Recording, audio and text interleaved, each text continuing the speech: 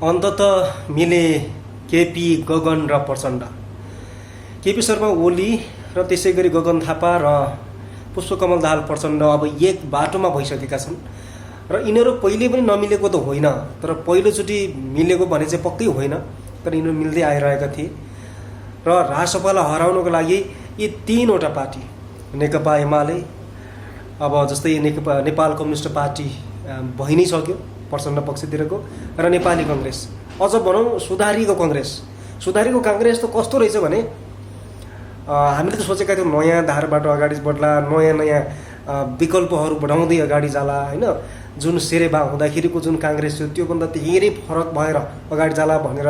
जसरी यो सुधारीको काङ्ग्रेस भनेर नामाकरण गरियो, तर सुधारीको काङ्ग्रेस त फेरि त्यही बाटोमै गयो।